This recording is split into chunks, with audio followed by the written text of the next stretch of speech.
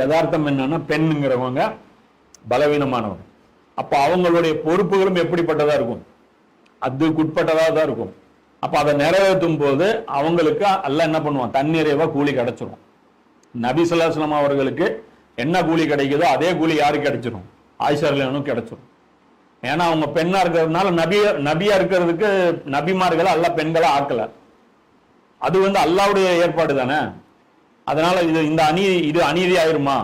அப்ப மூமின்கள்ல சிறந்த பெண்கள் இருக்காங்க பாரு, ஃபிரௌனுடைய மனைவி, அப்புறம் மரியம் அலைஹிஸ்ஸலாம், இவங்கெல்லாம் யாரு? நமக்கு முன்மாதிரி அல்லாஹ் குர்ஆன்லயே காமிக்கிறான். அப்ப அவங்க பெண்ணா நபிமார்கள் கிடையாது, ஆனாலும் நபிமார்களுடைய அந்தஸ்துல அவங்க இருப்பாங்க. என்னதான் நபிமார்களுக்கு பொறுப்பு கூடுதல் தரப்பட்டிருந்தாலும் ஆனா அதே அளவுக்கு பர்ஃபார்மன்ஸ் இவங்களும் பண்ணவும். அப்ப அந்த வீட்டுல இருந்துகிட்டே பெண்கள் என்ன பண்ண முடியும், அவ்வளவு பெரிய அந்தஸ்தா இது பண்ண முடியும். எப்படி? ஒண்ணு, தீன கத்துக்கணும், தன்னுடைய குழந்தையும் கணவரையும் தீனின் படி வளர்க்கணும். கணவர் தீனின் படி இல்லையா, கணவரை தீனுக்காக தாவா செய்யணும். அவர் புரிஞ்சுக்கிற விதமா, அவருக்கு பக்குவமா, அவரை எப்படி இது பண்ணணுமோ அது பண்ணணும். அதே கணவர் தீனுடைய வேலை செய்யறவரா இருக்காரா, அவரை டார்ச்சர் பண்ணக்கூடாது.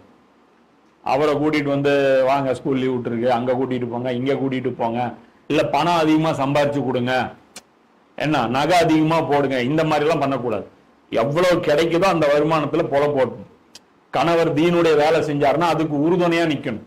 நீங்க தாராளமா செய்யுங்க, என்ன ப்ராப்ளம் வந்தாலும் நான் பாத்துக்கிறேன், நீங்க பயப்படாதீங்க, இப்படி பேக் போனா நிக்கணும்.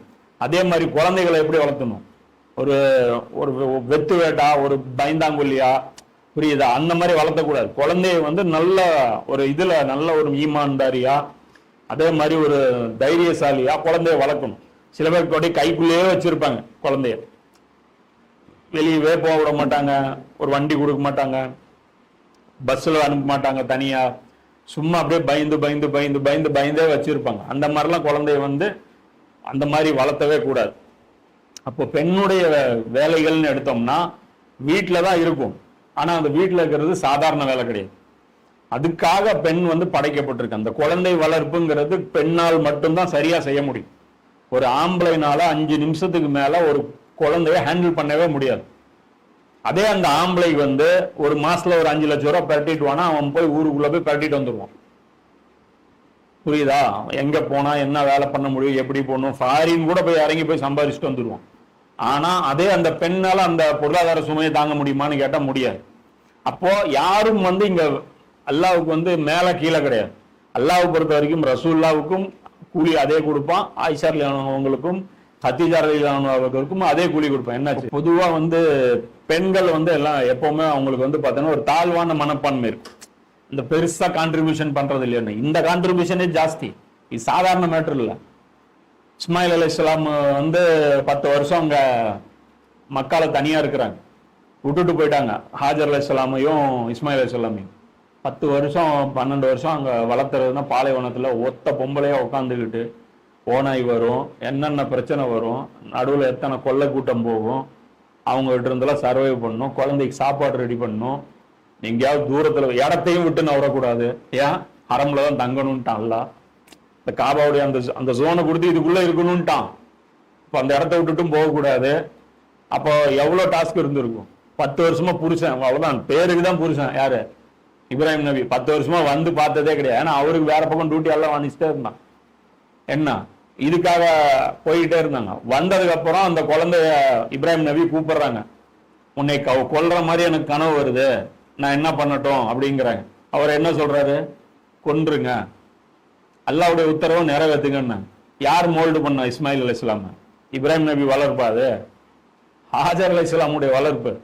10 வருஷம் கழிச்சு அல்லாஹ் கட்டுப்படணுங்கிறத அந்த 11 வருஷம் என்ன சொல்லியிருப்பார். இதே ஒழுங்கா வளர்க்கலன்னு என்ன இருக்கும், அந்த அப்பா கேட்கும்போது, நீ எல்லாம் ஒரு அப்பனா, என்னை விட்டுட்டு போயிட்ட, நல்லாவே இருக்க மாட்டேன், என்னைக்காவது ஒரு நாள் ஒரு சட்டை வாங்கி கொடுத்துருப்பியா, சோறு வாங்கி கொடுத்துருப்பியா, எங்க மணல்ல இந்த இடத்துல நாதி இல்லாம விட்டுட்டு போயிட்ட, எப்போ பாரு அல்லா அல்லான்னு கிறுக்க மாதிரி திரியிற, இப்படி பேசுவோம் குழந்தை. இன்னைக்கு நம்மள என்ன சொல்லுவோம், பைத்தியம் மாதிரி சுத்திட்டு இருக்கிறோம். அப்ப அந்த குழந்தைய எப்படி மோல்டு பண்ணாங்க, அப்ப அந்த குழந்தைய எப்படி அல்லாஹ் செலக்ட் பண்ணா, அந்த குழந்தைக்கு அவ்வளவு பெரிய பர்க்கத் கொடுத்தா. இன்னைக்கு மக்கா ஹரமா நிக்குதுன்னா அந்த குழந்தையோடைய அவுட்புட் தான். ஹாஜர் அலைஹிஸ்ஸலாம் இல்லைன்னு வச்சுக்கோ, மக்கா வந்திருக்காது. காபா வந்து இருக்காது. இஸ்மாயில் அலைஹிஸ்ஸலாம் மட்டும்தான், இப்ராஹிம் நபி மட்டும் நம்ம பாக்குறோம். ஹாஜர் அலைஹிஸ்ஸலாம் இல்லைன்னா காபா வந்து இருக்காது. அவங்க வந்து இப்ராஹிம் நபி விட்டுட்டு வந்த உடனே இங்க ஒரே வெயிலா இருக்குன்னு கூடவே பின்னாடி போயிட்டாங்கன்னா வந்த வழி அவங்களுக்கு தெரியும்ல, திரும்பி போறதுக்கு. என்னையா மனுஷன் நீ கொண்டாந்து இதுல போட்டு ஒரு குடிசை கூட போட்டு கொடுக்கல.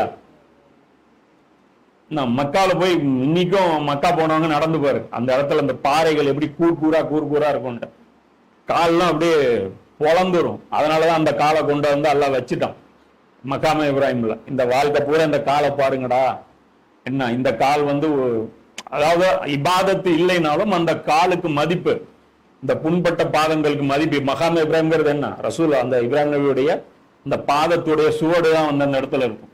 அப்ப அல்லாஹ் சொல்றான், இந்த மாதிரி ஆணா இருக்கட்டும் பெண்ணா இருக்கட்டும் யார் வேணாலும் ஒர்க் பண்ணுங்க, எல்லாரும் எனக்கு சமம் தான், அவங்க அவங்களுக்கு கூலி நான் கொடுத்துருவேன், நான் தான் உங்களை ஆணாவும் பெண்ணாவும் படைச்சிருக்கேன். ஸோ அதனால ஆணா இருக்கிறவங்க பெருமடிச்சுக்கிறதுக்கு இங்க ஒண்ணும் இல்லை, பெண்ணா இருக்கிறவங்க வருத்தப்படுறதுக்கும் இங்க ஒண்ணும் இல்லை.